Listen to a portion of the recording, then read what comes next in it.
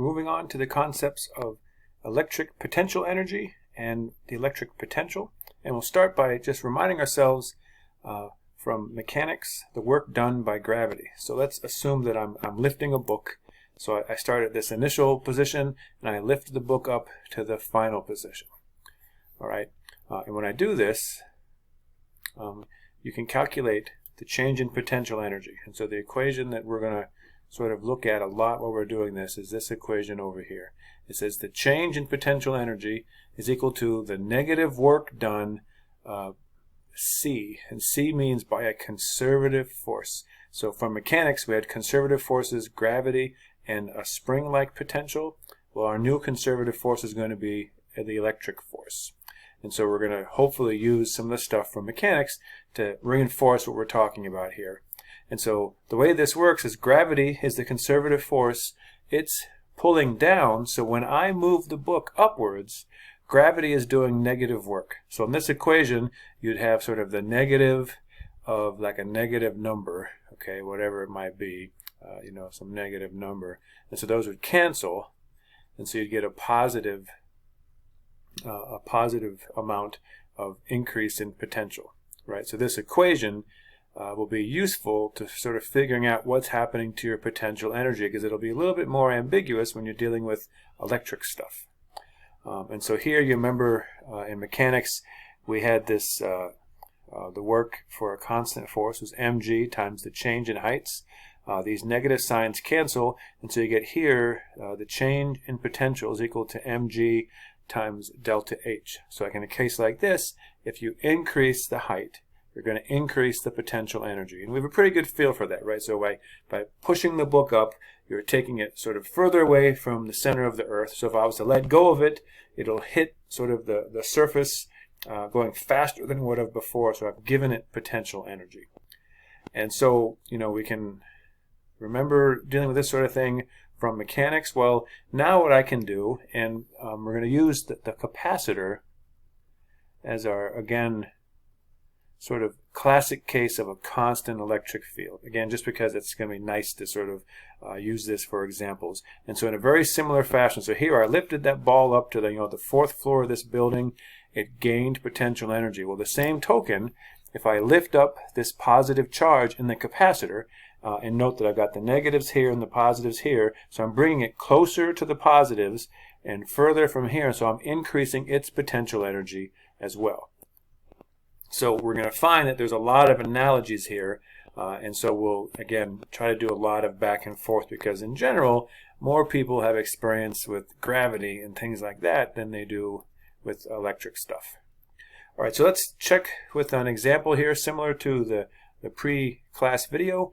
What happens to a negatively charged ball's potential energy if it moves down from point A to point B? Okay, so I want to know what happens to its potential energy if it does this motion, goes from A down to B. So pause here and think about this, and we'll talk about it in a second.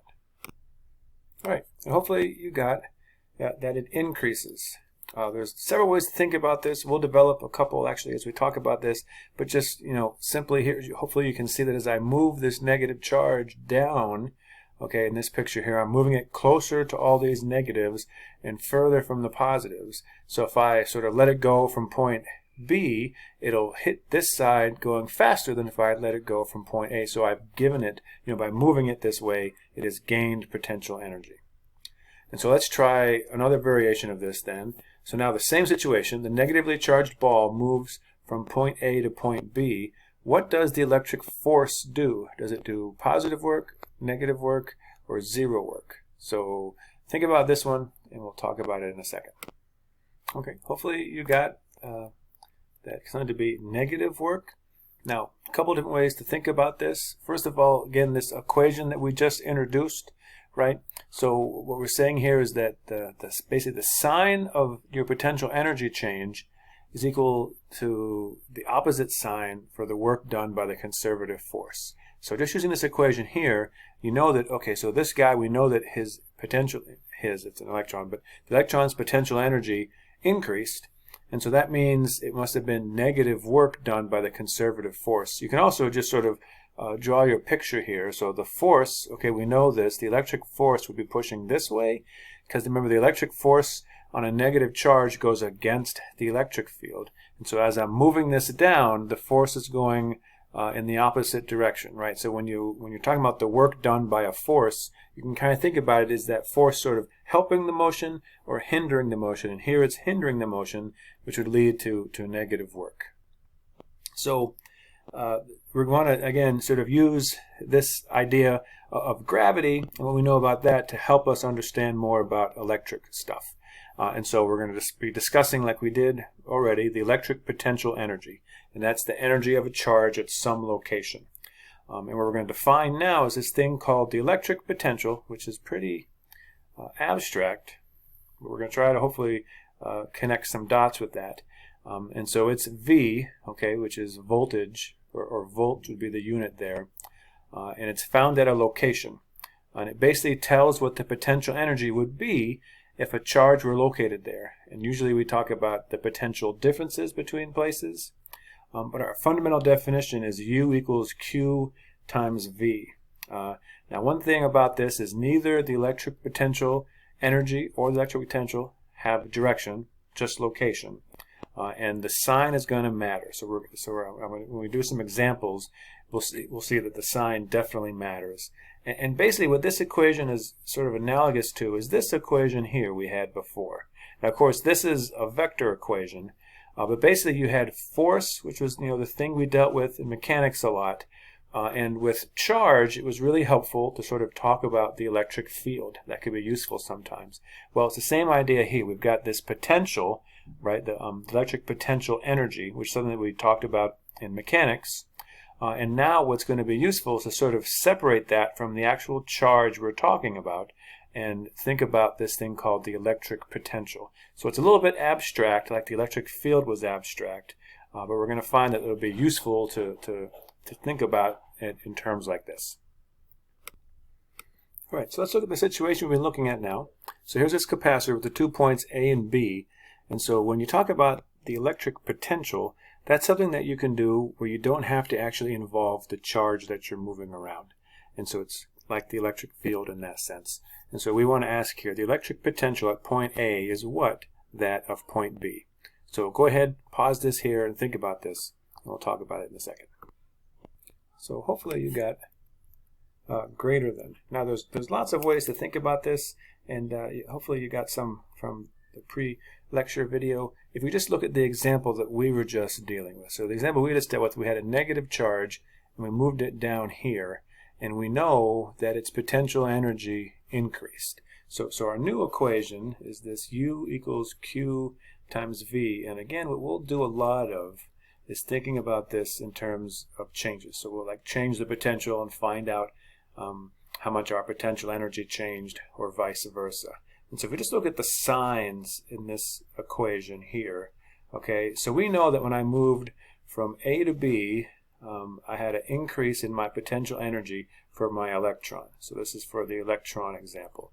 Now the electron has a negative charge, so in order to get this times this to be a positive, my delta V has to be negative, which means that when I went from A to B, I should be going to a lower potential. And so that's sort of one way to think about it. You can also do this exact same reasoning talking about what a positive charge would do. So I would suggest that you do that just for a few cases just to make sure it makes sense. But then eventually we want to just sort of think about it in terms of some sort of little mnemonic like this. And so the one I like is that the E field points downhill. So the E field is pointing this way, and so that's sort of downhill in terms of it's pointing towards lower electric potential. And so the electric potential at this point will be higher than at this point, and so those E field lines point towards lower potentials. And so someone asked, the electric potential at point A is greater than that of point B, no matter the sign of the charge, and that's correct. And of course, be careful, it's no matter the sign of the charge that we're moving. The A and the B are totally dependent on the charges of the capacitor, right? And so basically these charges from the capacitor create an electric field, and we're going to find that there's some situations, we've talked about most of them, where it's handy to think about what's happening in terms of electric fields. We're going to find that there's some situations where it's handy to think about this in terms of electric potential. And we're just going to go through and try to figure out, when, one might be better than the other. So then just some facts about the electric potential. So we'll deal with differences in electric potential. Voltage is what they usually will call for shorthand for difference in electric potential. And so like the height, U equals mgh, sort of similar to that. So we're going to try to make a lot of analogies there. And so sort of our definition that we cooked up, it works this way. A positive charge will feel a force from high to low electric potential, and a negative charge will feel a force from low to high electric potential. So a negative charge will feel a force from low to high. So if you look over here, if I put my negative charge here, it's going to feel a force from low to high. And we know that the electric force, again, is opposite of the electric field like this. And so it's going to want to go from a low potential to a higher potential. That's the definition of how you can think about this in terms of electric potential. And then a positive charge will feel a force in the opposite direction like this, and it wants to go from higher to lower. And again, you can think about this in terms of electric field or electric potential. Hopefully get to the point where both make sense, but sometimes one will be more effective than the other. And just remember that if there is a potential difference, a charge will always feel a force. And so that's one thing to keep in mind.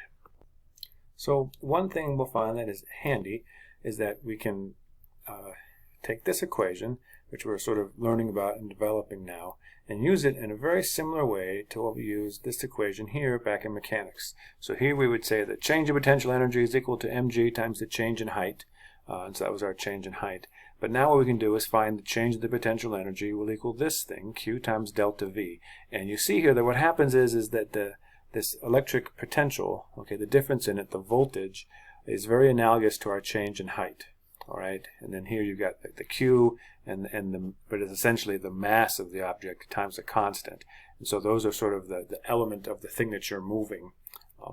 And so we'll find that this can be, again, it's a useful analogy at sometimes, but also we can use this equation in different situations. And so let's look at an example. So here we have a capacitor. So we've already talked about how inside a capacitor you have a constant electric field. This is sort of similar to a gravitational field. And so we have two protons that are launched with the same speed from point 1 inside the parallel plate capacitor in the figure here. Again, we just assume that parallel plate capacitors are infinite sheets unless said otherwise. Points 2 and 3 are the same distance from the negative plate. And then so we want to look at how two things compare. The change in potential going from 1 to 2 and the change in potential, I should be real careful here, the change in potential energy going from 1 to 2 and the change in potential energy going from 1 to 3. Is one of them bigger than the other? And if so, which one? So think about this one and we'll talk about it in a second. All right, hopefully you got that they're equal. This again is very analogous to what we would do for thinking about this in terms of gravity. And again, this is a very similar situation. So what we're going to find is that basically the potentials we're going to have the same potential. So for basically points of that are at sort of different heights inside this capacitor, and again at different. It's very similar to when we're doing gravity here, right? And so what's going to happen is basically, we can write this delta U equation as Q times the change in the potential. So that's going to be our change in potential energy will be the charge, which here it's the charge of a proton, times the change in potential. And so going from 1 to 2 and 1 to 3, all right, the charge is going to go through the same potential difference. And so it's going to end up being equal here. And so this will be something that what we can do then is solve equations similar to this using conservation of mechanical energy. So this is like this is our kinetic energy final, this is our potential energy final, and that equals kinetic energy initial plus our potential energy initial. All right, and so just like we did in mechanics, we'll be able to do this now with with using the electric force as the thing that would be conserving our mechanical energy. And so this is exactly, as a conservative force, it's really sort of think about this. Conservative forces, it doesn't actually matter the path that it takes to go from the two different potentials. So sort of a similar kind of field there. So here someone asked, if the electric field is constant in a capacitor, will the change in potential energy always be the same depending on its position in the capacitor? How does traveling at an angle affect this change, and is the formula for work used in this case to determine the change in delta U? And so so this is again very analogous to stuff that we've done before in terms of gravity. Like one way you can kind of look at it, which I think can be handy, is looking at it here. So here's basically that same sort of capacitor, and say we want to look at the path a particle might take if it goes sort of straight this way, or if it takes some kind of like a curvy path. And so the thing is when it takes this curvy path, what you can do is you can sort of break that curvy path into elements and sort of think, okay, it goes left a little bit, then goes up, and then goes left a little bit, and then goes up. And the thing is when it goes left, it's completely perpendicular to the electric field, and so there would be no force there, right? The force only sort of happens in these little elements where it goes straight up. And so you can imagine, these are sort of big little breaks, but you can break any little path into little sort of ups and downs. And basically, for all the parts where the particle is moving sort of this way and sort of perpendicular to the E field, there's no work done. The horizontal segments, and then these vertical segments, if you add them all up, they equal to the same work as basically taking the path 1. All right, and this is a very similar thing again to what we would have done in terms of gravity back in the mechanics. In fact, you probably had a question almost exactly like this, just dealing with shooting a ball off a cliff, sort of at an angle or straight down with the same velocity or something like that. And so you've probably dealt with this in that kind of analogous situation. Okay, and so now another equation. This is the electric potential due to a point charge, which of course is sort of our fundamental thing that we first usually start talking about. And so electric potential here in terms of a point charge is KQ, where of course K is our old favorite constant, over R. And remember, this is really important. We'll do an example here in a second, but potential adds like a scalar. So it's actually mathematically is simpler to use than forces and electric fields. But at this point, usually people are so much in the sort of practice of using those that it can be kind of tricky. So be real careful. Also, it's important. So we sort of we were ignoring the sign of the charge when we use the electric field or a force equation. When you use the potential, you can't do that. You've got to use the actual sign of the charge. So you got to remember to do that. And so let's do an example here that kind of hits on all these points. So this is one of these examples. We've got 4 charges, 2 positive and 2 negative, arranged on the corners of a square. And I want you to think about the electric field and the potential at the center of the square. And basically I've got a whole bunch of options where one is 0 and the other isn't, or vice versa. And so I want you to tell me which one you think is true. So pause this here. This is an important one, so I would stop on this one and we'll talk about it in a second. Okay, so for electric field, this is the kind of thing we've been doing for the last couple of weeks. So let's just go ahead and number these charges. So I'll say this is charge 1, this one is charge 2, this one down here is charge 3, and this is charge 4. And so if I look here, so this is a positive, so let's just go through and sort of rank the different electric fields. So I'd have an electric field here from charge 1.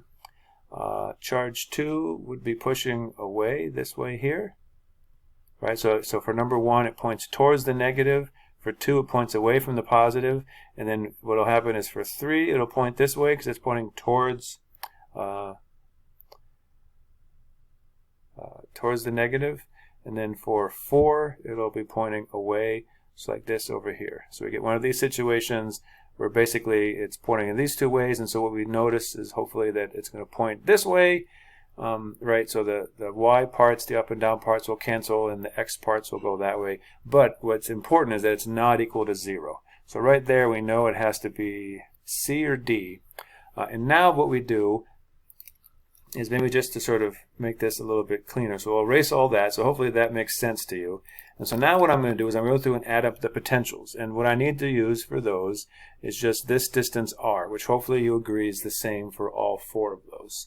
And so if I write up my V total, my new equation. And so let's do this for the 4 charges. So for the first charge, it'll be a negative kq over r for that guy.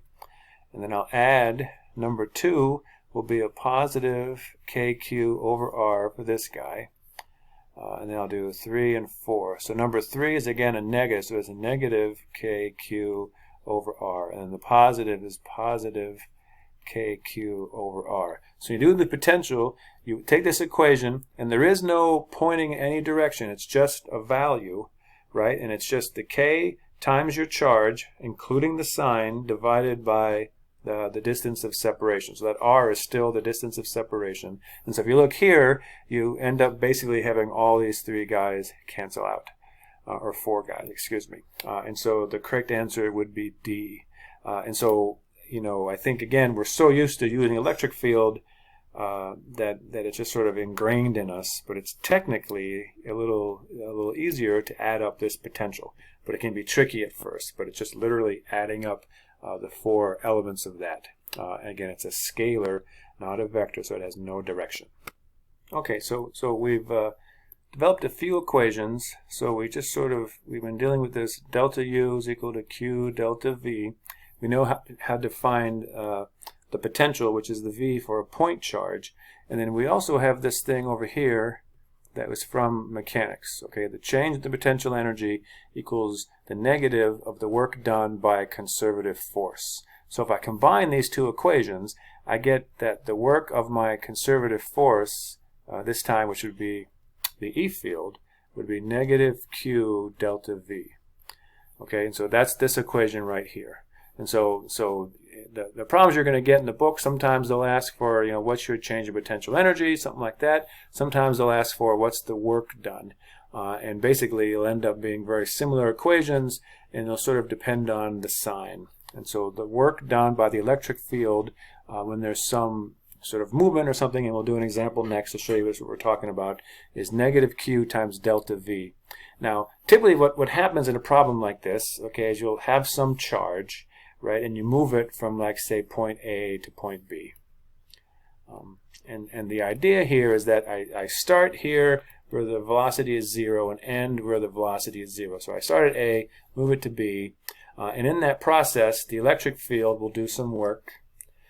Now, I'm the person moving it, and so what happens is since it starts at initial velocity 0 and ends at initial velocity 0, there's no total work done, right?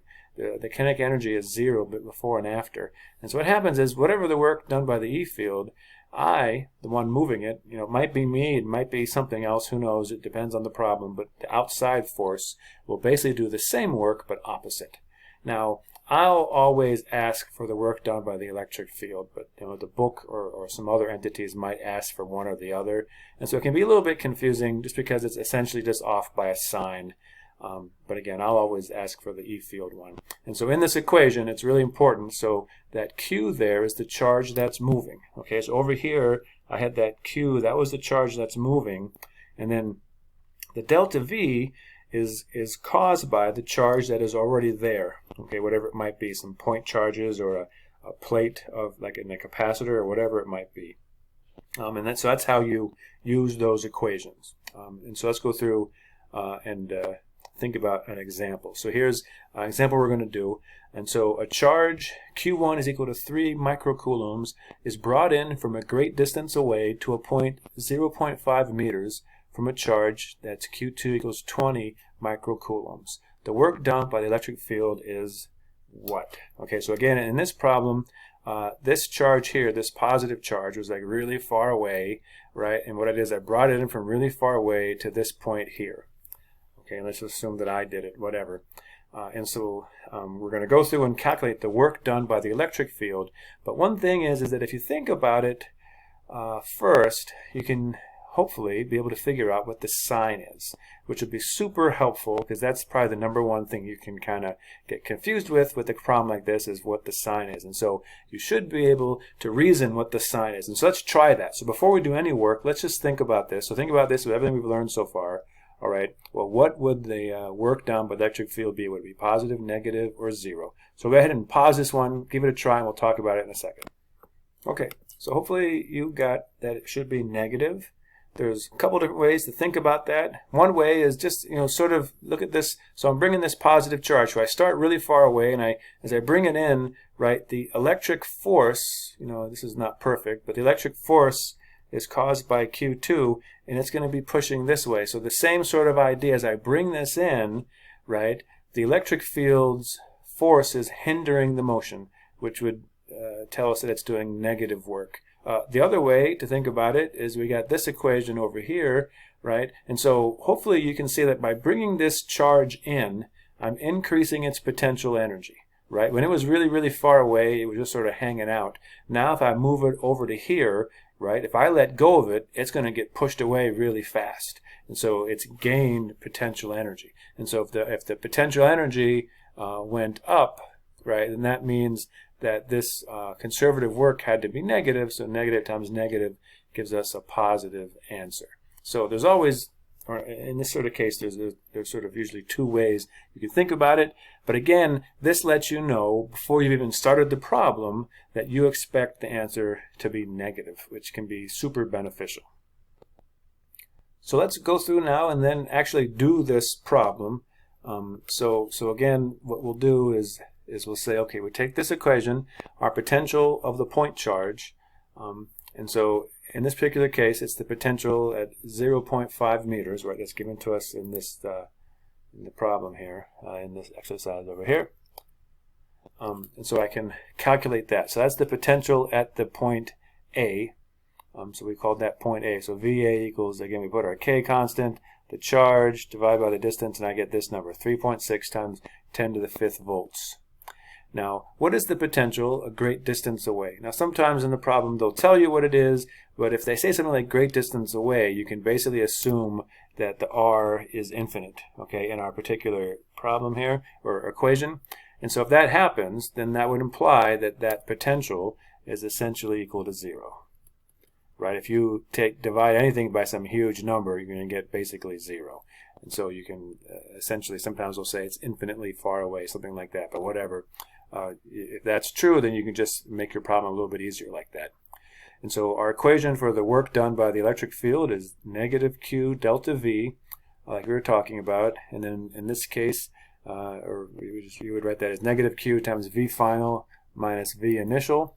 Now again, this Q here is the charge that's moving, which is the 3 microcoulombs. And then here what I've done is V final minus V initial. So final is where it ends up, initial is where it started from. And so when I go through and do this, I get that the work was negative 1.08 joules done by this electric field. Now, just sort of to note a couple of things, that could be done to sort of make this trickier is maybe they put, there's 2 charges in here initially. Okay, and so if there's 2 charges, then basically when you go to calculate this potential V sub A, so if this is like, say some charge Q2, you would just go through and add the potential up for that. Or, they could even be meaner and have 4 point charges sitting there, whatever it might be. But it's just a matter of updating that potential. So this equation, right, gives you the potential from a point charge, and like the exercise we had a few times ago, you just add that up like a scalar. So that's sort of nice way to work that one out. Let's look at another example. So an electron moves along the trajectory of the figure from I to F. Does the electric potential energy increase, decrease, or stay the same? And just so hopefully you can see that in this picture, the electron would have had some initial velocity anyway. So it's sort of like it's sort of traveling by that positive charge and sort of gets pulled in by it or something like that. But anyway, let's think about what would happen to the electric potential energy for this electron. All right, let's think about this. Okay, a couple of ways to think about this. Hopefully you got C. So like one way I sort of think about it, again, I like to think about is the change in potential energy is equal to the negative of the work done by the conservative force. So then where is my conservative force? It would be the electric force.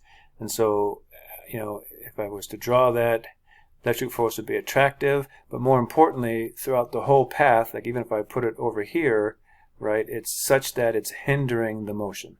It's going to do negative work, so I'd have negative of a negative, which would be positive. So I'd be increasing my electric potential. Another way to think about it, there's always a couple ways to think about it, is in terms of just the potential. So this would be sort of my R initial, the distance Ri. This would be my R final. And so we know that the potential energy equals Q times V. And so we could think of, again, our delta U being equal to Q, and instead of delta V, I'll write it as V final minus V initial. Now, our Q in there, right, is going to be a negative number. So I'll put a negative sign here. And hopefully you see that V final minus V initial. So V final, right, our equation for the V from a point charge, a positive point charge, is KQ over R. And so hopefully you see that R final is bigger. And so basically this thing here will be a negative number. All right, and meaning that VI is bigger than VF. Negative times negative gives us a positive. So lots of ways to think about it. And again, what we're going to do is we'll be able to then, in a problem like this, right, you could calculate the potential at I and at F, and then sort of calculate your initial and final potential energy, and then look at how the kinetic energy would be changing, because in this system, a conservative system, it would be conserving mechanical energy. So again, another instance where we can bring in material from mechanics.